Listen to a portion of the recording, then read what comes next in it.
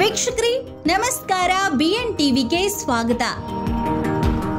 ವೀಕ್ಷಕರೇ, ಚನ್ನಪಟ್ಟಣ ಉಪಚುನಾವಣೆಯಲ್ಲಿ ಸಿಪಿ ಯೋಗೇಶ್ವರ್ ವಿರುದ್ಧ ಮೈತ್ರಿ ಅಭ್ಯರ್ಥಿ ನಿಖಿಲ್ ಕುಮಾರಸ್ವಾಮಿ ಸೋಲನ್ನ ಅನುಭವಿಸಿದ್ದಾರೆ.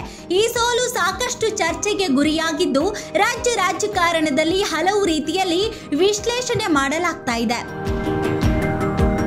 ನಿಖಿಲ್ ಸೋಲಿನ ಬಗ್ಗೆ ಅನಿತಾ ಕುಮಾರಸ್ವಾಮಿ ಮೌನವನ್ನ ಮುರಿದಿದ್ದು ಟೀಕಿಸುವವರಿಗೆ ತಕ್ಕ ಉತ್ತರವನ್ನ ಕೊಟ್ಟಿದ್ದಾರೆ. ಸೋಷಿಯಲ್ ಮೀಡಿಯಾದಲ್ಲಿ ಅನಿತಾ ಕುಮಾರಸ್ವಾಮಿ ಅವರು ತಮ್ಮ ಹೇಳಿಕೆಯನ್ನ ಪೋಸ್ಟ್ ಮಾಡಿದ್ದಾರೆ. ಚುನಾವಣೆಯಲ್ಲಿ ಸೋಲು ಗೆಲುವು ಸಹಜ. ಒಬ್ಬರು ಗೆಲ್ಲಬೇಕಾದರೆ ಇನ್ನೊಬ್ಬರು ಸೋಲಲೇಬೇಕಾಗುತ್ತೆ. ರಾಜಕಾರಣದಲ್ಲಿ ನನಗಾಗಲಿ ನನ್ನ ಪತಿಗಾಗಲಿ ಸೋಲು ಎಂಬುದು ಹೊಸದಲ್ಲ. ಎರಡನ್ನೂ ಸಮಚಿತ್ತದಿಂದ ಸ್ವೀಕಾರ ಮಾಡಿದ್ದೇವೆ. ಗೆದ್ದಾಗ ಬೀಗಿಲ್ಲ, ಸೋತಾಗ ಕುಗ್ಗಿಲ್ಲ. ಸೋತ ಹತಾಶೆಯಲ್ಲಿ ಅನ್ಯರನ್ನ ಹೀಯಾಳಿಸಿಲ್ಲ ಎಂದಿದ್ದಾರೆ. ನನ್ನ ಪುತ್ರ ನಿಖಿಲ್ ಕುಮಾರಸ್ವಾಮಿ ಚನ್ನಪಟ್ಟಣ ವಿಧಾನಸಭೆ ಕ್ಷೇತ್ರದ ಉಪಚುನಾವಣೆಯಲ್ಲಿ ಪರಾಜಯ ಹೊಂದಿದ್ದಾನೆ. ಅದನ್ನ ನಾವು ಒಪ್ಪಿಕೊಳ್ಳುತ್ತೇವೆ.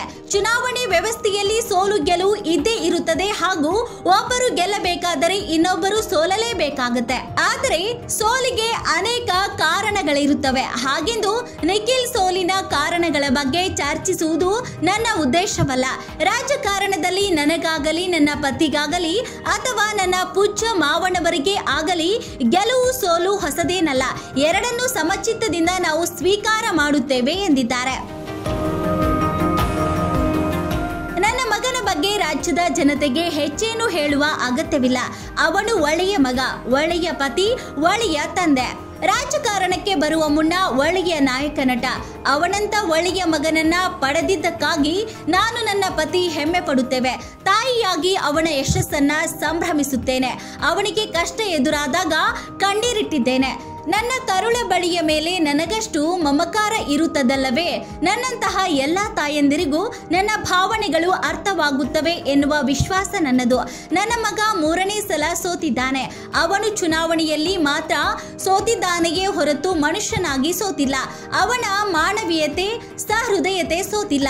ಅವನ ಮನಸ್ಸು, ಹೃದಯ ವೈಶಾಲ್ಯತೆ ಏನೆಂದು ತಾಯಿಯಾಗಿ ನನಗೆ ಚೆನ್ನಾಗಿ ಗೊತ್ತು. ನಾನು ಸದಾ ಆ ಭಗವಂತನಲ್ಲಿ ನಂಬಿಕೆಯನ್ನ ಇಟ್ಟಿದ್ದೇನೆ. ನನ್ನ ಮಗನ ಮೇಲೆ ಆ ದೈವದ ಕರುಣೆ, ಅನುಗ್ರಹವಿದೆ ಹಾಗೂ ಚನ್ನಪಟ್ಟಣ ಜನತೆಯ ಪ್ರೀತಿ, ವಿಶ್ವಾಸವು ಸದಾ ಅವನ ಮೇಲೆ ಇರುತ್ತದೆ. ಇಂದಲ್ಲ ನಾಳೆ ಜನಸೇವೆ ಮಾಡುವ ಅವಕಾಶ ಅವನಿಗೆ ಸಿಕ್ಕೇ ಸಿಗುತ್ತದೆ ಎನ್ನುವ ಅಚಲ ನಂಬಿಕೆ ನನ್ನದು. ಚನ್ನಪಟ್ಟಣ ವಿಧಾನಸಭೆ ಉಪಚುನಾವಣೆಯಲ್ಲಿ ನಿಖಿಲ್ ಕುಮಾರಸ್ವಾಮಿಗೆ ಸೋಲಾಗಿದೆ. ಈ ಸೋಲಿನ ಮೂಲಕ ಅವರು ಹ್ಯಾಟ್ರಿಕ್ ಸೋಲು ಅನುಭವಿಸಿದಂತೆ ಆಗಿದೆ.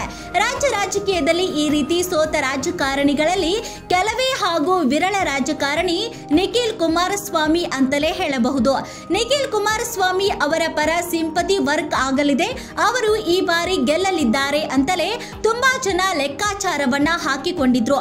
ಆದರೆ ಆ ಎಲ್ಲಾ ಲೆಕ್ಕಾಚಾರಗಳು ಸಹ ಈಗ ತಲೆ ಕೆಳಗಾಗಿವೆ.